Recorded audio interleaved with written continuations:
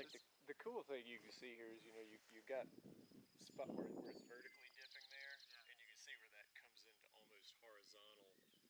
So yeah, you got like those plates almost, and then you're looking straight into it. So you can perceive that meter scale folding, and the orientation of that is this. Okay, so we're going to try a virtual field trip type of video here today. We're going to do a transect from out here in the Metamorphic Appalachians. We're in the Blue Ridge right now of Southwest Virginia, and the rock we're looking at here is upper green schist to possibly amphibolite facies metabasaltic rock. So there is amphibolite in this outcrop. There's other compositions represented here that are similar to that, but one way or another, if we stand back and look at this outcrop, we immediately know that this is metamorphic rock based on its apparent mineralogy, just from what we can see at the hand specimen or the outcrop scale, as well as the structure we can see. It's penetratively deformed. There's very, very small scale folding down to the centimeter scale, and we'd even be able to perceive that at the microscopic scale in thin section.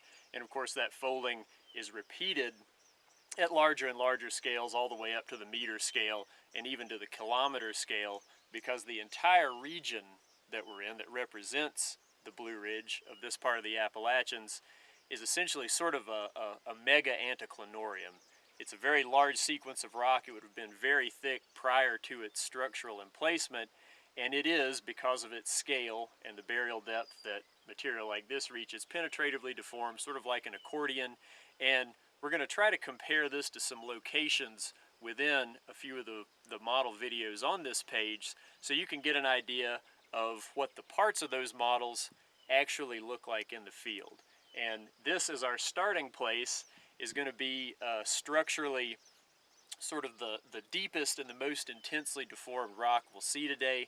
This material would have been buried over 15 kilometers. I don't know if anyone has even attempted to calculate a maximum temperature of deformation for this stuff, but it's going to be over 15 kilometers, well into the metamorphic range. And again, the texture and mineralogy of what you see here tells you that very clearly. As we move to the west, we're going to cross a number of thrust faults, first that emplace this material onto very slightly metamorphosed rock, and then other thrusts that take the slightly metamorphosed rock and put it onto what we would call just sedimentary rock that has only experienced burial diagenesis and not recrystallization. So we'll have several stops here. We'll try to edit this video up so that you can see the rocks, you can see where we are, and then also see where these sort of structural units or masses would fall within some of the models that are already present on this page. So this part of the outcrop really captures the reason I wanted to come out here and start the trip in this location. You have two very distinct domains. One is very rich in sheet silicates, in this case chlorite.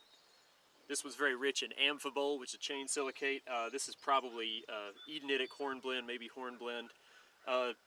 These mineral assemblages are consistent with the overall metamorphic grade, uppermost green schist facies or maybe amphibolite facies.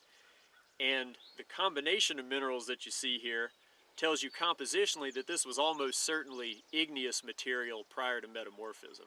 Now, that metamorphism has obliterated all traces of what this was specifically in terms of its emplacement, but we can interpret that chemistry and origin just based on the mineral assemblage that we still see here today.